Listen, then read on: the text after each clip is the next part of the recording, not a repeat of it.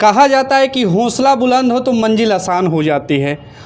एक मेरे साथ एक शख्स हैं जो कि वकील हैं, और वकील शब्द एक ऐसा शब्द है कि अगर लाख आप गुनाह किए हो, लेकिन आप जब उनके पास जाइएगा पूरा दुनिया आपको गुनाहगार कहेगा, लेकिन वकील एक ऐसा शख्स होता है कि वो आपको पूरा दुनिया गुनाहगार कहने के बावजूद भी वो आपको सच दिखाता है। कोर्ट में जाने के बाद वो आपको सच साबित करता है। तो आइए हमारे साथ एक वकील साहब हैं, इन्हीं से कुछ बातचीत करते हैं। सबसे पहले आपका बहुत बहुत स्वागत है। धन्यवाद। सभी श्रोतागण को मेरा आभार। सर ये बताइए कि अभी आप कुछ चुनाव जीत के आए हैं पटना से, क्या थोड़ा विस्तार में बताइए। मैं दिल्ली सुप्रीम कोर्ट है, मैं सुप्रीम कोर्ट में पिछले 10 साल से वकालत कर रहा हूँ। मेरा नाम आशीष कुमार सिन्हा हुआ और दिल्ली में विभिन्न बार हैं। मैं सुप्रीम कोर्ट बार एसोसिएशन में मेंबर एग्जीक्यूटिव का चुनाव जीता हूँ। 4 महीना पहले ये चुनाव हुआ था, 16 मई को। रिजल्ट 19 मई को आया था, रात को लगभग 11:15 बजे। तो मैं सुप्रीम कोर्ट बार एसोसिएशन में मेंबर एग्जीक्यूटिव पोस्ट पे जीत के आया हूँ। मुझे 556 वोट मिले हैं। और चंपारण से मेरे जानकारी में मैं पहला व्यक्ति हूँ जो सुप्रीम कोर्ट बार एसोसिएशन में किसी पोस्ट पे चुनाव जीता है। चलिए, चुनाव जीतने के लिए आपका बहुत बहुत धन्यवाद, क्योंकि आप चंपारण का नाम और ऊंचा कर दिए हैं। जी धन्यवाद आप सभी का। ये बताइए, सुनने में ये भी आ रहा है कि आप 2 बार पहले भी ट्राई किए थे चुनाव में। जी, मैं 2 बार पहले भी ट्राई किया था। तो मैं पिछले बार तो बहुत कम मार्जिन से रह गया था चुनाव, उसके पिछले बार तो थोड़ा पीछे था। बट हाँ, 2 बार मैं सफल नहीं हो पाया और तीसरी बार में मुझे सफलता मिली। जी। अभी आपका उम्र कितना होगा? मेरी उम्र 35 से 36 साल है। देखने में लगता नहीं होगा कि ये 35 से 36 साल के हैं, लेकिन ये 35 से 36 साल में ही पूरा एकदम अपना चंपारण का परचम लहरा दिए हैं। और ये बताइए कि आगे आपका पढ़ाई लिखाई कैसे हुआ? देखिए, मैं शुरुआत में तो गांव के सरकारी स्कूल से शुरू किया था, लेकिन बहुत कम दिनों के लिए, वो मार्जिनल है। उसके बाद मेरे मामा जी चूँकि फ़ौज में थे तो वो मुझे लेके गए थे पिथौरागढ़ आर्मी स्कूल। तो मैं उनके साथ वहीं पे था, उन्हीं के साथ था, वहाँ आर्मी स्कूल में पढ़ता था। तो क्या मतलब घर वाले का सपना था कि आर्मी बने? नहीं, ऐसा कोई सपना नहीं था, क्योंकि मामा जी की नई नई शादी थी तो साथ में कोई चाहिए था, या जो भी कहें, जैसी भी परिस्थिति थी। तो मामा जी उस समय मुझे लेके गए और मामा जी मामी के साथ मैं वहाँ अपना पढ़ाई शुरू किया। UKG क्लास से 1992-93 में मुझे थोड़ा बहुत याद है आर्मी स्कूल से। और उसके बाद फिर मैं वापस आया तो फिर मैं बेतिया के नोटे डेम पब्लिक स्कूल से पढ़ा, फिर समस्तीपुर के holy mission senior secondary higher school से मैंने 10-12 किया। उसके बाद मैंने यहीं मोतिहारी MS कॉलेज से ग्रेजुएशन किया है, जूलॉजी ऑनर्स। उसके बाद फिर मैं दिल्ली गया। दिल्ली में मैंने PG मास कम्युनिकेशन किया भारतीय विद्या भवन से, PG diploma in print and TV journalism किया YMCA से। उसके बाद मैं बनारस हिंदू यूनिवर्सिटी चला गया पढ़ने, और मैंने बनारस हिंदू यूनिवर्सिटी से 2011 से 2014 बैच में LLB पास किया। जी LLB ऑनर्स। और ये बताइए, आपका जो मैरिज लाइफ है वो उसके बारे में थोड़ा बताइए। ज़्यादातर लोग तो पर्सनल लाइफ मीडिया में शेयर करने से डरते हैं, हिचकते हैं। मुझे कोई हिचक नहीं है। मेरी वाइफ जायसवाल हैं, विनीता जायसवाल हैं, और मैं सिन्हा हूँ। तो हमारी लव मैरिज है। घर वाले को कैसे एक्सेप्ट किए? नहीं, मेरे घर वाले एक्सेप्ट कर लिए, उनके घर वाले आज तक एक्सेप्ट नहीं किए। तो वो मेला नुआओ कैमूर भगुआ की रहने वाली हैं, हम लोग साथ पढ़ते थे। उसके बाद हम लोगों ने आज से 10 साल पहले ही शादी की। सारनाथ बौद्ध धर्म विहार जो मंदिर है वहाँ पे हमने शादी की। उसके बाद से हमने उसको बजाबते हिंदू मैरिज एक्ट में रजिस्ट्रेशन कराया। रजिस्ट्रेशन कराने के बाद फिर दिल्ली चले गए और दिल्ली में जाके हमने वकालत शुरू की, चूँकि फर्स्ट जनरेशन लॉयर थे। आपका उस समय लव स्टोरी शुरू हुआ, इतना डिजिटल ज़माना नहीं था। जी उस समय व्हाट्सएप वगैरह नहीं हुआ, लेटर का ज़माना था। लेटर भी नहीं, मैसेज वाला ज़माना आ गया था। और मोबाइल तो था, मोबाइल तो विभिन्न प्रकार के आ गए थे, लेकिन व्हाट्सएप नहीं था। मुझे याद है 13-14 साल पहले की बात है। उस समय मोबाइल तो व्हाट्सएप नहीं था। तो हम लोग ऐसे ही बात वगैरह करते थे, क्लास में मिलते थे। तो सुबह 9 बजे से, चूँकि हमारी क्लास शाम के 4 बजे तक चलती थी, फिर शाम को हम लोग लाइब्रेरी में बैठ के पढ़ते थे।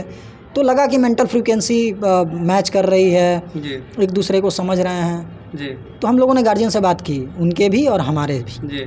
तो वो लोग नहीं एक्सेप्ट किए। तो आफ्टर ऑल हम लोगों ने, हमारे गार्जियन लोगों ने एक्सेप्ट किया। नानी नाना जी थे, मामा जी, मामी, मेरी मम्मी, मेरे छोटे भाई बहन, और भी बहुत लोग, चाचा जी। आपके पापा जी? जी देखिए, मेरे पिताजी की हत्या लगभग 24 साल पहले हो गई थी रानीघाट बीरगंज में। जी। तो वो एक दूसरा चैप्टर है। उनकी हत्या को आज 1 महीने बाद 24 साल हो जाएगा। जी। एक दूसरा चैप्टर है। हाँ। और ये बताइए कि अभी बिहार में आए हैं, बिहार के लिए आप क्या सोच रहे हैं? इतना मतलब देखिए कि इतना भ्रष्टाचार है बिहार में, इस पे आपका क्या राय है? देखिए, वो तो काम वो भी आपका सवाल जो है वो दूसरे गति में है। जी।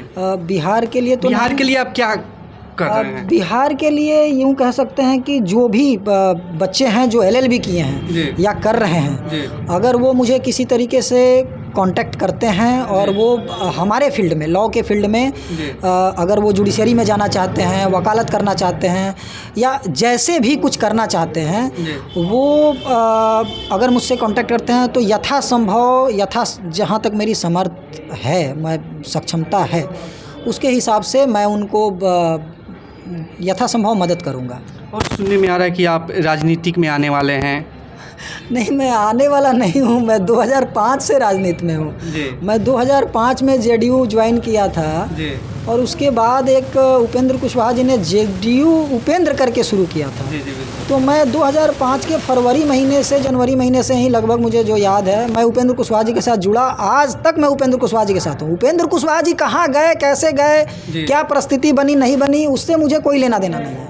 मैं उपेंद्र कुशवाहा जी के साथ हूँ। पिछले 6 साल से 8 साल से मैं उनके पार्टी का राष्ट्रीय महासचिव हूँ, युवा विंग का। तो मैं उपेंद्र कुशवाहा जी के साथ जुड़ा हूँ।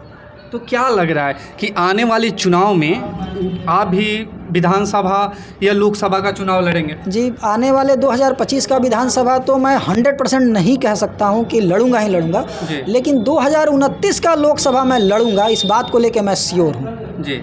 और ये क्या मतलब 2025 में आपको लग रहा है कि कहीं टिकट नहीं मिलेगा, इससे आप सस्पिशन में हैं? नहीं, इससे मैं सस्पिशन में नहीं हूँ। टिकट वाली बात नहीं है। बात है कि बहुत सी चीज़ है। मैं फर्स्ट जनरेशन लॉयर हूँ और आजकल अर्थवाद है, पूंजीवाद का ज़माना है। चुनाव में जाने से पहले मुझे अपने सभी लोगों को समझाना होता है, कार्यकर्ता बल इकट्ठा करना होता है, फिर उसके पीछे पूंजी इकट्ठी करनी पड़ती है। तो ये मैं नहीं कह रहा हूँ, मैं इस बात को खारिज नहीं कर रहा हूँ कि मैं 2025 में नहीं लड़ रहा हूँ। मैं 2025 में लड़ सकता हूँ, इसकी संभावना है जी। हाँ, लेकिन 2029 में लड़ूंगा ही, ये श्योर है। जी। कहीं ना कहीं यहाँ पे मतलब जो भ्रष्टाचार हो रहा है उसको देख करके आपको भी लगा कि चुनाव लड़ना चाहिए? देखिए, भ्रष्टाचार तो हर पैमाने पे है। हाँ। हर एक कदम पे भ्रष्टाचार है, हर जगह है। मैं उसमें नहीं जाना चाहता हूँ कि क्या है नहीं है। वो मतलब जब चुनाव लड़ने का विधानसभा का क्या मकसद है आपका? देखिए, जो भी अधूरे सपने हैं, जो हमारे पिताजी का था, जो हमारे चाचा जी का है या माता का रह गया है, वो सपना पूरा करना है। क्या आपका माताजी और पिताजी का सपना था कि मेरा बेटा विधायक बने? पिताजी का तो सपना ये था कि वो खुद ही विधायक हों जी। तो वो किन्हीं कारणों क्योंकि उस समय उन पे शूट एंड साइड का ऑर्डर आ गया, तो वो नहीं लड़ पाए चुनाव, और छोटे चाचा जी विधानसभा लड़े जी। उस समय 2005 की मैं बात कर रहा हूँ जी। तो उसके बाद भी छोटे चाचा जी चुनाव लड़े, नहीं जीत पाए, अलग बात है। उसके बहुत पहले 1994 में भी हमारे परिवार से चुनाव लड़ा गया है, सफलता नहीं मिली है। लेकिन चुनाव हम लोग लड़ेंगे और पूरे समझदारी से और कुनबा इकट्ठा करने के बाद चुनाव लड़ेंगे जी। चुनाव लड़िएगा, यानी 2025 में चुनाव नहीं लड़ते हैं तो 2029 में लड़िएगा। हाँ। अगर कोई पार्टी अगर आपको टिकट नहीं देती है तो क्या आप निर्दलीय चुनाव लड़िएगा? नहीं, पार्टी टिकट देगी, उसके लिए मैं प्रयासरत हूँ। आपको मालूम होगा कि टिकट जो है ना, टिकट का रास्ता दिल्ली से निकलता है। बिल्कुल बिल्कुल। और टिकट लेने का और देने दिलवाने का काम आपके पीठ के पीछे जो कार्यकर्ता होते हैं ना, जो आपका बल होता है, पीठ की जो रीढ़ की हड्डी होती है, वो होती है जी। तो हम 2029 तक इतनी संख्या जी बना लेंगे अपने साथ, अपने लोग जोड़ लेंगे कि पार्टी बुला के टिकट देगी, इत्मीनान रखिए। अच्छा, और ये बताइए कि अभी जो युवा लोग गलत दिशा की तरफ भटक रहे हैं, उनके लिए आप क्या कहना चाहिएगा?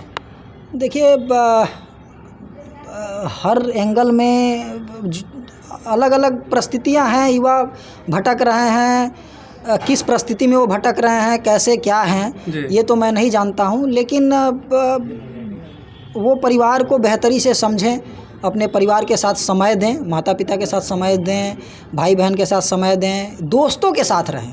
हाँ। क्योंकि आजकल के युग में हमारा जो मिरर है वो हमारे दोस्तों से समझ में आता है कि हम किन लोगों से जुड़े हैं, कौन हमारे आसपास है, वो कितने काबिल हैं या वो कैसे हैं, उनसे हमारी पहचान बनती है। तो हमारे साथ जो भी लोग आज जुड़े हैं वो लोग बताएंगे कि हम लोग कैसे हैं। जो भी आप 10 साल से जुड़े हैं, 20 साल से जुड़े हैं, वो लोग बताएंगे। अभी आप जब दिल्ली से आज रिटर्न आए, वो मोतिहारी स्टेशन पे काफ़ी संख्या में आपके जो लोग स्वागत के लिए इकट्ठा हुए थे, कम से कम 500 से 600 के बीच में, उस पर आप क्या कहना चाहेंगे? देखिए, वो कुनबा जोड़ने में हमें बहुत साल लगा है, कम से कम 18 साल का वो मेहनत है जी, कि उतने लोग आए, सब लोगों ने स्वागत किया। घर पे जब आए तो लगभग सैकड़ों लोग आए, सब लोगों का नाश्ता पानी था, वो दूसरा बात है। ऐसे ही जब आप देखिएगा अगली बार जब हम आपको फिर निमंत्रण देंगे और अगली बार बुलाएंगे तो ये कुनबा कुछ और कहेगा, तो इंतज़ार कीजिए समय का और समय आने दीजिए। हम भींगी गाभा में एक बार आग ज़रूर लगाएंगे, दिसंबर आने दीजिए। और ज़्यादा वक्त इनका नहीं लेंगे क्योंकि अभी 100 से 150 के करीब में मीडिया वाले लोग आए हैं, तो बस बात यहीं पे हम ख़त्म करेंगे। चलते चलते लास्ट में क्या संदेश दीजिएगा? संदेश यही है कि जो भी जिस माध्यम से मुझे सुन रहे हैं उन्हें जिस प्रकार का भी लीगल हेल्प चाहिए, वो आपके चैनल के माध्यम से अगर जुड़ रहे हैं तो वो जाके मेरे फेसबुक पे मेरा नाम, मेरा मोबाइल नंबर खोज के मुझसे फ्री में जो भी कानूनी सलाह। नंबर बता दीजिए। जो मान लीजिए कि पढ़ा लिखा है वो फेसबुक पे सर्च कर लेगा, लेकिन जो पढ़े लिखे नहीं है उनको कैसे पता चलेगा? आप अपना नंबर बता दीजिए। देखिए, बार काउंसिल ऑफ रूल्स के हिसाब से हम लोग को प्रचार करना अलाउ नहीं है। तो मेरा नाम आशीष कुमार सिन्हा, ये बात सही है, लेकिन उसके इतर जाके मैं आपके रिक्वेस्ट पे अपना मोबाइल नंबर बता रहा हूँ। मेरा मोबाइल नंबर है 8447936223। ये नंबर उन लोगों के लिए है जिनको मुझसे कानूनी सलाह फ्री में चाहिए। मैं निःशुल्क कानूनी सलाह दूंगा मोबाइल पे, या जैसे भी वो लोग देना चाहते हैं उनके लिए है, और प्लस उन तमाम स्टूडेंट्स के लिए है जो लोग अपना भविष्य लीगल फील्ड में संवारना चाहते हैं। ये नंबर ये पॉलिटिकल एरेना में या गलत इस्तेमाल करने के लिए नहीं है, ये मेरा उसके लिए डिस्क्लेमर है। आपने पूछा है, इस रिक्वेस्ट पे मैंने बताया है। चलिए, इतना समय देने के लिए आपका बहुत बहुत धन्यवाद। धन्यवाद।